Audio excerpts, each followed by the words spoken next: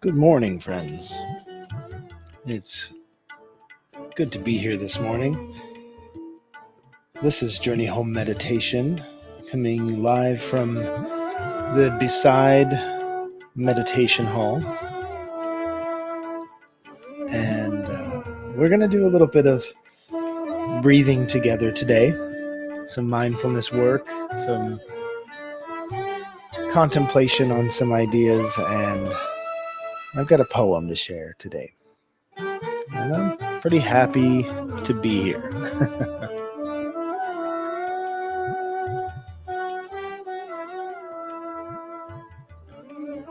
Yesterday, I realized after the sit that I had forgotten to upload the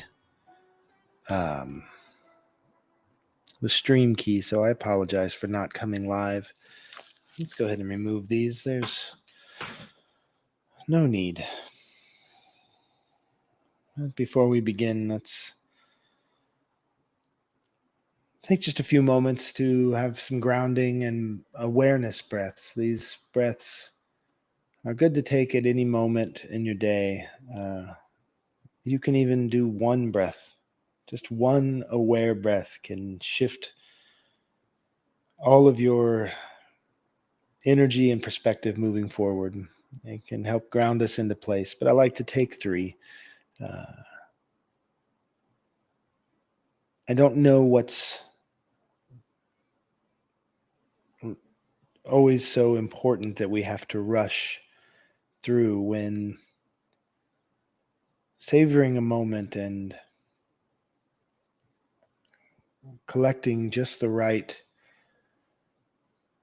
words for the feeling can do so much more in the world of connections.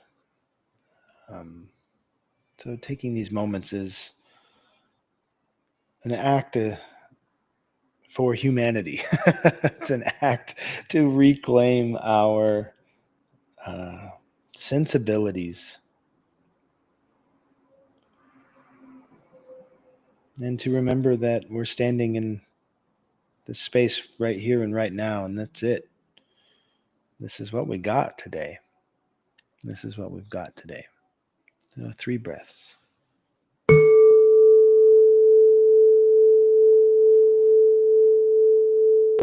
Breathing in and breathing out.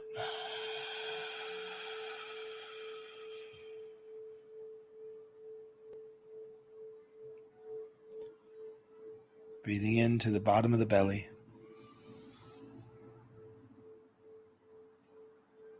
And breathing out.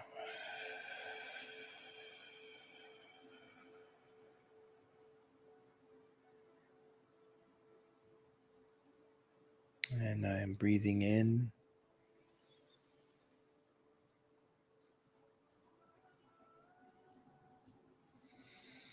I am breathing out.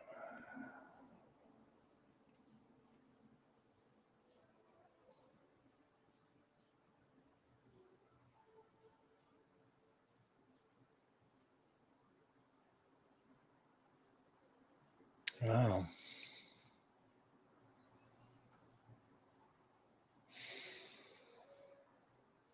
I think there was a lot more for me than I thought would be there. One of the things that is really good about one of the things that's really good to have as a part of our practice is body movement. These energies that we feel, these emotions are generating energy. Our body generates a certain amount of energy, and it can look and feel differently depending on where we're at in our connection to our emotional state and how that connects to our ability for our thoughts to help us cope with what's happening in the emotional state. And when things overwhelm our ability to cope, that's when we enter into certain levels of crisis. We don't always think of it as crisis when it's something we enjoy. but having our senses overwhelmed can be jarring to the system. And it can also be quite a lovely way to spend an afternoon, having all of your senses overwhelmed. Um, but body movement, utilizing the body to move energy through. This is why dogs and cats can be so content when they're laying down, is because when they have energy that moves into their body, they just they zoom all around. And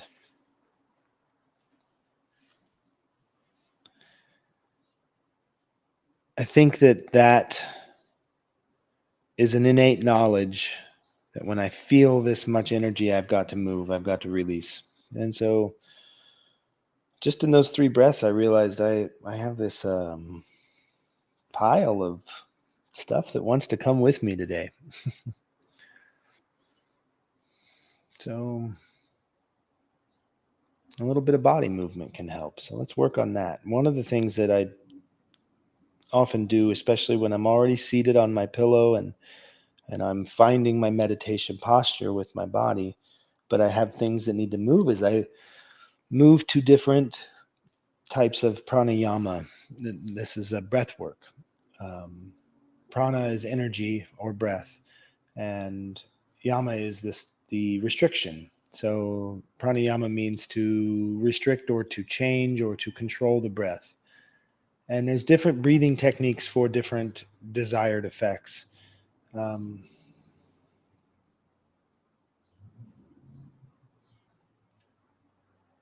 But a good one for moving energy through is called Kapalpati. It's the shining skull.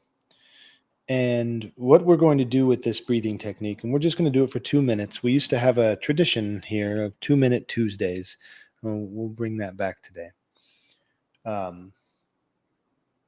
What we're going to do is sit as upright as you can and hold your body in a position where you're going to feel safe and feel balanced and grounded. If you are a person who may get dizzy, or you are a person, so you may get dizzy, and you may find yourself feeling a little out of balance, just go back to the regular breath and brace yourself, find yourself a comfortable place to be. I find this practice works best sitting up, not lying down. And this is a practice of forced exhalation and passive inhalation. And really, basically, it looks like this. You're going to sit straight up. You're going to be breathing with your belly. Your diaphragm is going to be doing a lot of this heavy lifting. With the mouth closed, you're going to forcefully exhale out of the nose. So if you've got to get those boogies out, now's a good time to get your boogies out. Which another day we might talk about preparation hygiene for meditation practices, which for myself often includes neti pots to get the boogies out. But you're going to forcefully exhale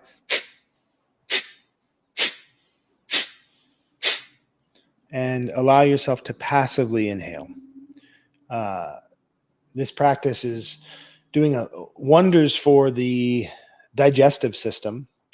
This forceful contraction of the diaphragm is really helping to jostle and move a lot of the internal organs and stimulating pituitary glands, and the solar plexus is being stimulated into what it needs to do to send these signals to the body. And the second thing that we're doing with this is, with the energy that we are calling into, we are pulling it out of our body. We're forcing this this out of our body. It's like getting a little bit of exercise. A couple minutes of Kapalpati is pretty good exercise. You'll feel it in your body.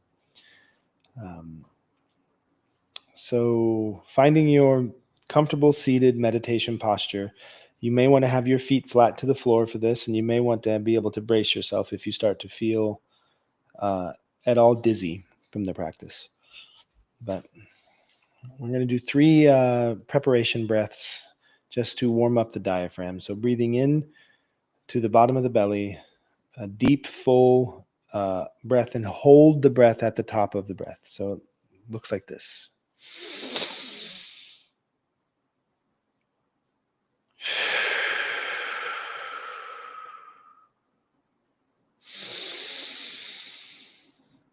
Notice we're breathing into the belly, not the chest.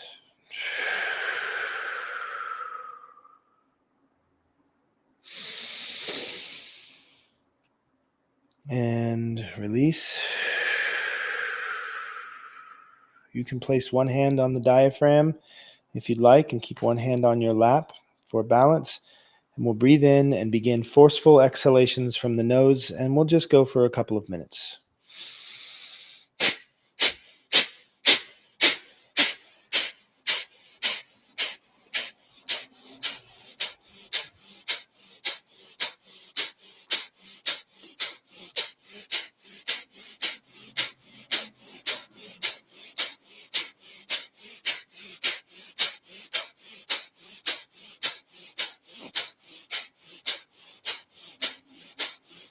Find your speed.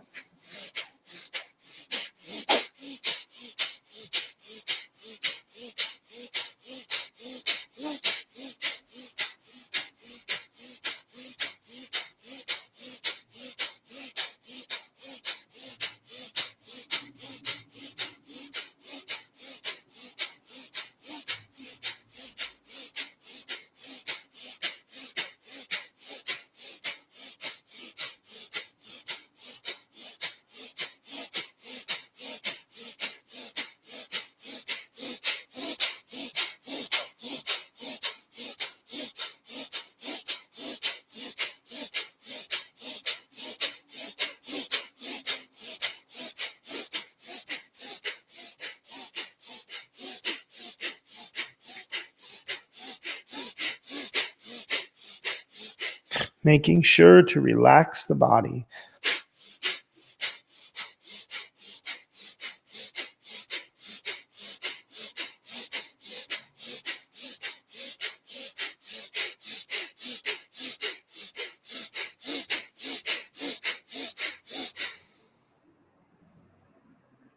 And just release the air and hold.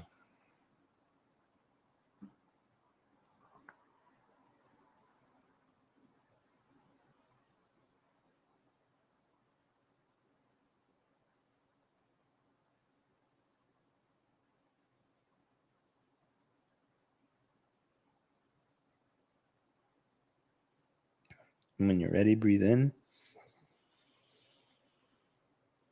Gentle breaths.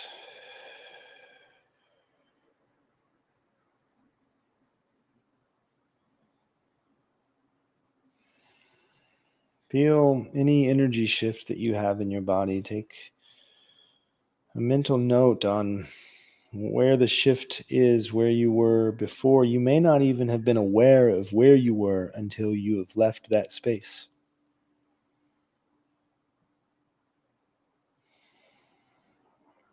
Sometimes I can't tell you what I feel, but I can tell you when I stop feeling it.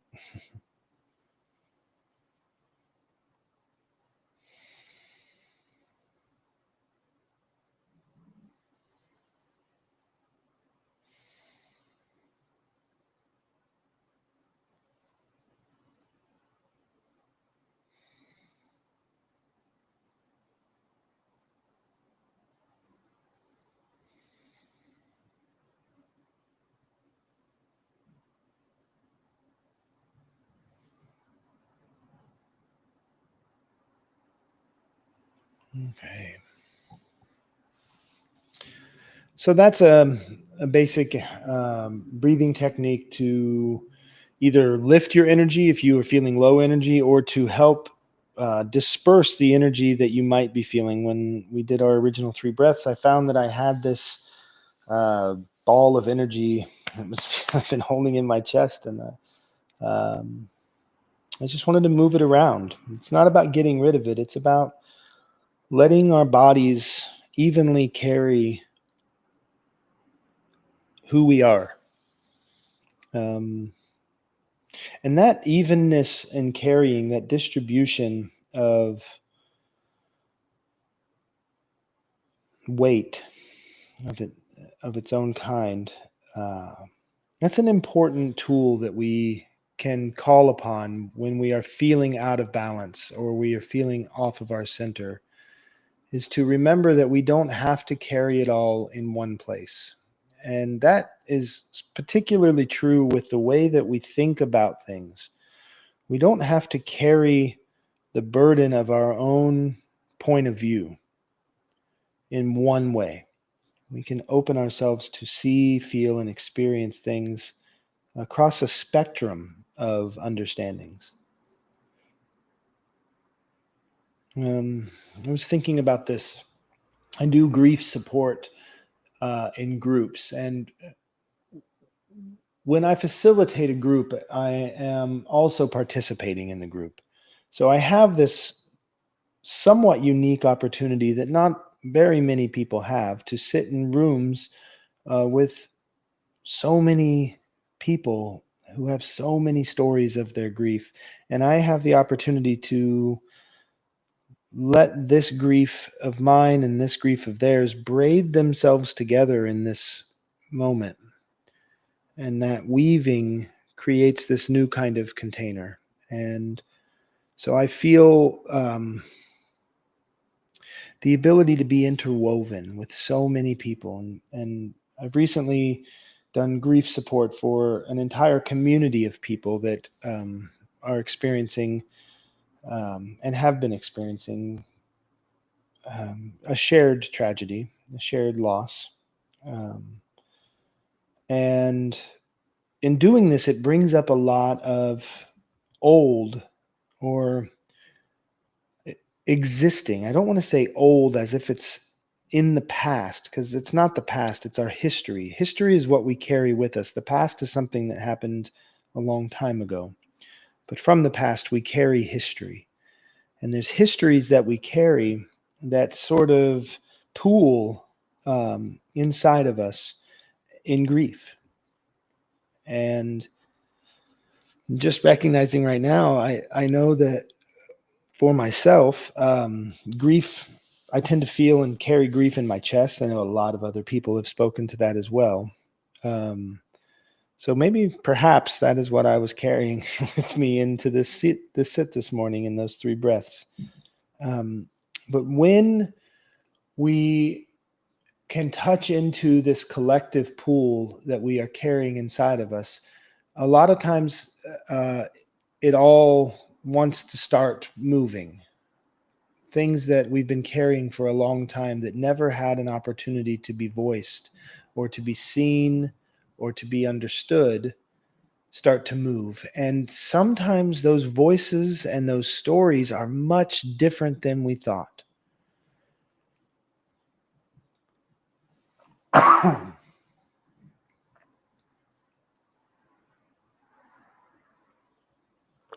It can be really tempting and easy and um,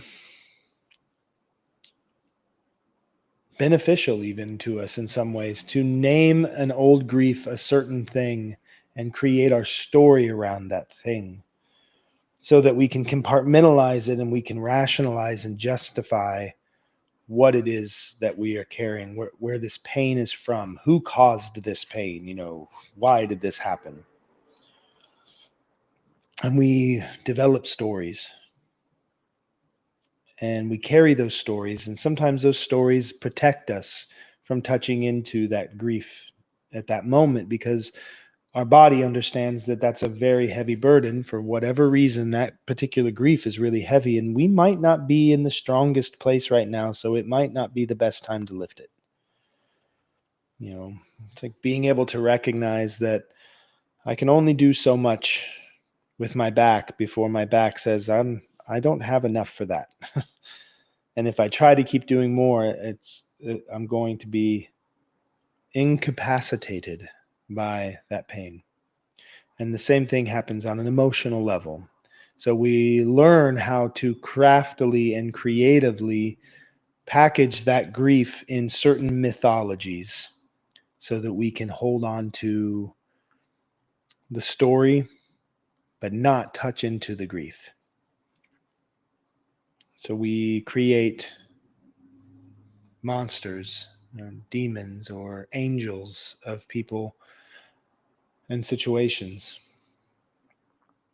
But when we begin to open up to touching into those things on a level that the body understands, the mind is often surprised at how it looks differently than the story.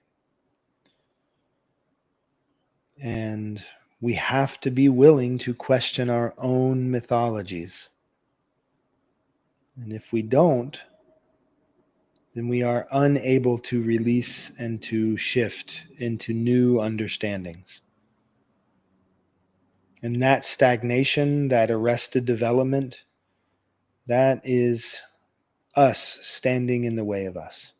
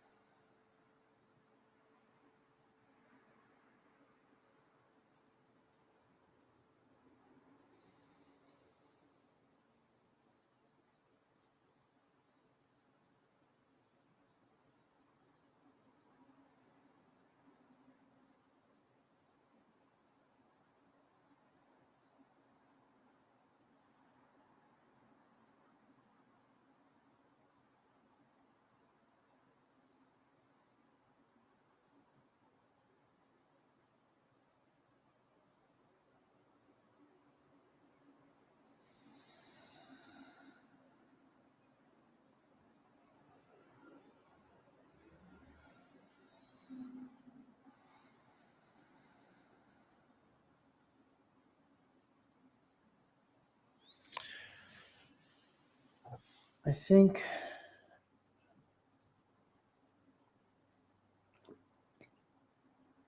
we can become tempted to become like pain archaeologists, where we just try to dig for um, answers to the questions of why it is we feel this way. And so we start going in with these sharp tools and pickaxes and we start breaking it all down. But I don't find that to be helpful. I don't find that to be helpful. I think that if we can step into that inner room of our body's memory gently, if we can come into that space with curiosity instead of conquest, and with wonder instead of expectation, we can more easily coax out of their hiding places these small, quiet voices and ask them their stories. And we can listen. And when we hear the stories of what we've been carrying versus the stories of what we've been telling ourselves, it is not gaslighting us out of anything.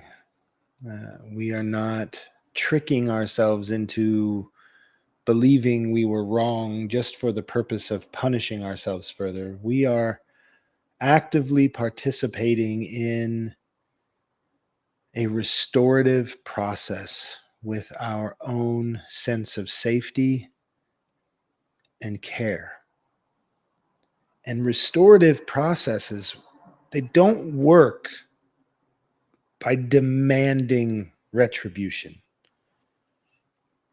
They don't work by insisting upon punishment. They work by coming together with an openness and an urge to heal.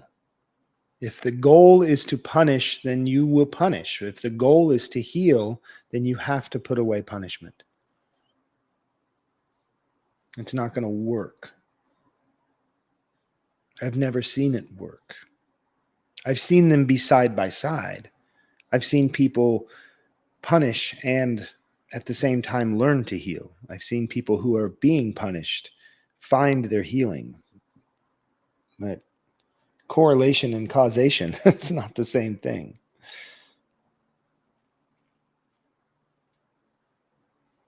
So punishing ourselves with our stories isn't going to be necessarily the best and most direct path into healing.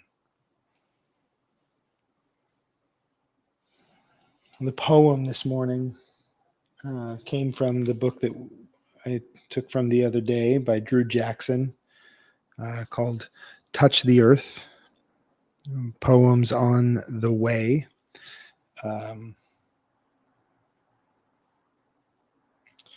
Drew Jackson is a pastor in New York City and a phenomenal poet, as this book clearly illustrates. And so this book, he has taken the book of Luke and he has responded in poems, or maybe even rewritten the book of Luke almost in his poetic voice. And I opened to this poem this morning. I was having these feelings, those things I was carrying I wasn't aware of yet. But I knew that I was having this bigger feeling in my body. And I couldn't find a poem that was speaking to me. I would open all these books. I have all these books, these amazing authors, and it was lovely words, but they just weren't speaking to me. And then I sat down at the table a little exasperated, like, oh, maybe I don't need a poem today for the sit. Maybe nothing is speaking to me because my mind is too cluttered right now. And then I found this book again, and so I picked it up, and this opened up exactly what it is that my mind has been working on doing these grief groups. And this poem is called When the Powers of Heaven Shake. And it's taken from Luke chapter 21, verses 25 through 28 in the Christian Bible. And it begins with a quote. I'm going to have to use my phone light here. I have existed from the morning of the world, and I shall exist until the last star falls from the night. Although I have taken the form of Gaius Caligula, I am all men as I am no man, and therefore I am a god. Caligula, Emperor of Rome. Historical facts regarding the collapse of Rome. Incompetent emperors, climate change, disease epidemics, a weakened army, a crumbling economy. Beside these things, the myth began to lose its power.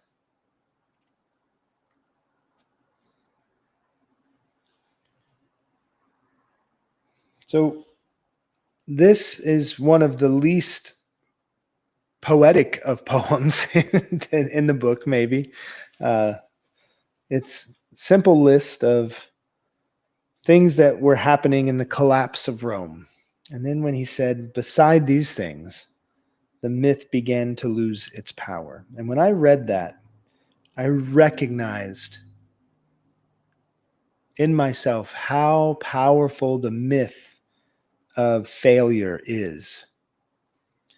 Not only is the power of myth, the myth of failure powerful because it gives us something to blame, but also it makes something seems so big and so forceful and so influential because of its um, enormity that the myth builds around it.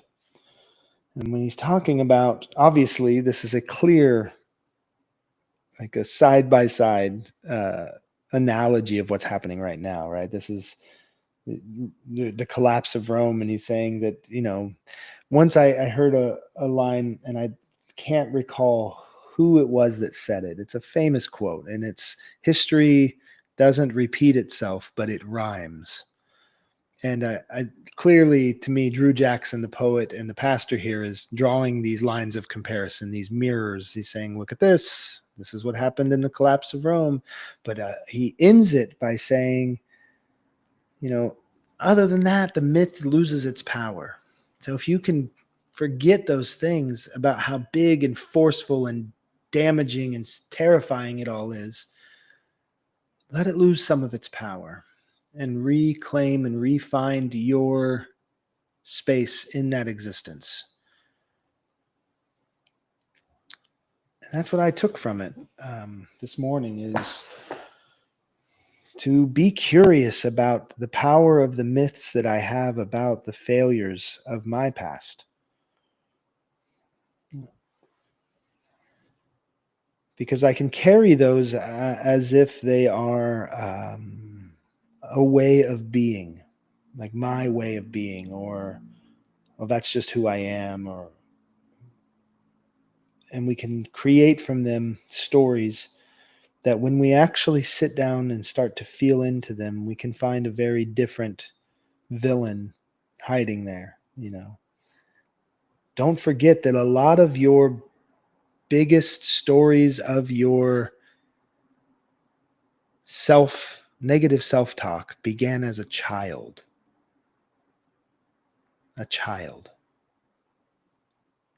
So you have this big voice you carry and repeat of your incompetence, or your low self-worth, or your failed responsibility, or whatever it is. And when you think about those words, they feel so big. Oh, you're going to mess this one up too. You always mess this up. You aren't. They probably don't really like you anyway. They just want you around, because they feel bad for you. All those things, those voices seem very large. The myth is huge, right? You've got this emperor who's incompetent, and then you sit with that and you recall, when did I first hear that voice in my body? And you recognize that is not the voice of 46-year-old you or whatever. That is the voice of 7-year-old you. That is a 7-year-old child who learned a lesson and held on to it in their body because they didn't know how to let it go. And they learned it from someone they loved and respected.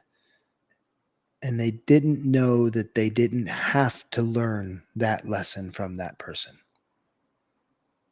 That's a 9-year-old kid there. That's an 11-year-old kid with their heart broken and nobody to mend it. And that voice is what's living inside of you. That's the myth. And when you can go to that voice and it's a child, it's much, much easier to cradle that child and love that child and let them know it's okay to let that go. It's much easier than the mythological beast you have created in your mind that is the voice of your negative self-talk.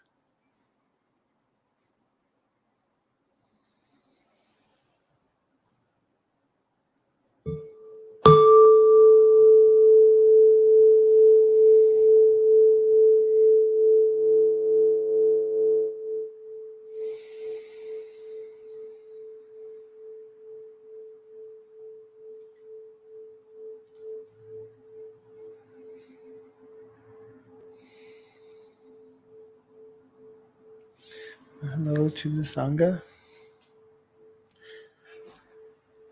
I'm going to take some time to open it up for any conversation or anything that came up for you in that. And the same with the people watching. If I don't know, I don't believe I have the ability to see the chats through this streaming app. So that's just something I'm going to have to let go. But maybe you can participate in the chat room on Substack or leaving a comment and we can respond later. But did you have anything to share? You spoke to me very strongly this morning. I've been working on what people refer to as shadow work. So speaking of your own mythology and things like that, that's very relevant to that work. What are you finding? Peace.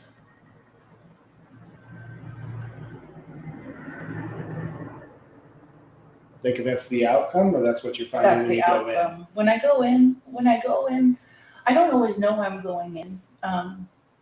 The shadow work is a lot more to do with healing just feelings. It's not going into a specific memory. It's healing in general and providing a healing environment for myself. And then, the shadow work starts purging itself.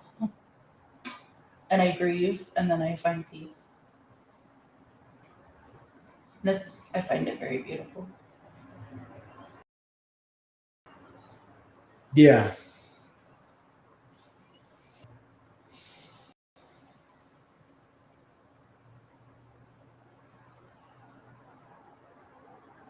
Yeah, working with the shadows. I was raised in a Christian environment, and because of that, there was a lot of emphasis on original sin and guilt and shame, and you had to have your shame.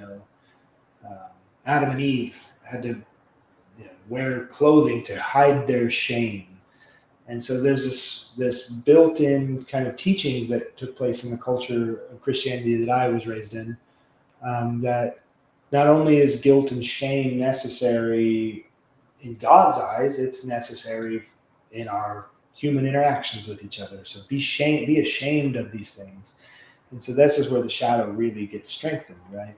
Um, any desires that you have that don't fit that mold, they get relegated to the shadows. Any angers that aren't acceptable, which most anger that goes up the hierarchy is unacceptable in our culture.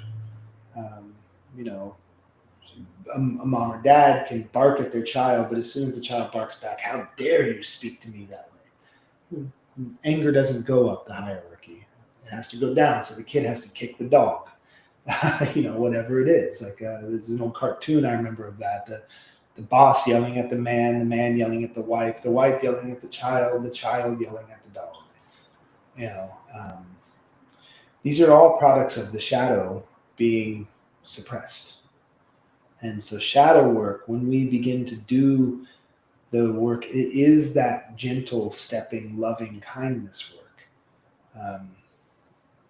It is coming to meet those shadows and to say, hey, I love you. I love you just the way you are. The voice that we really wanted to hear somebody say to us, like, I love every bit of who you are.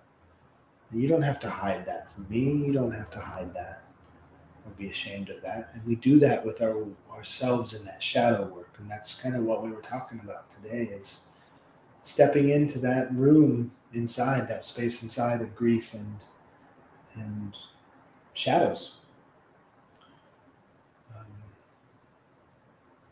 I know that when I don't do that skillfully with practice and with a level of grace and gentleness, my tendency in the past was to explode those shadows into badges of honor. I'll be the most loudest, angriest, cursing, um, you know, not caring. Um, there's a lot of words I want to use, but I'm in the meditation hall, so I won't.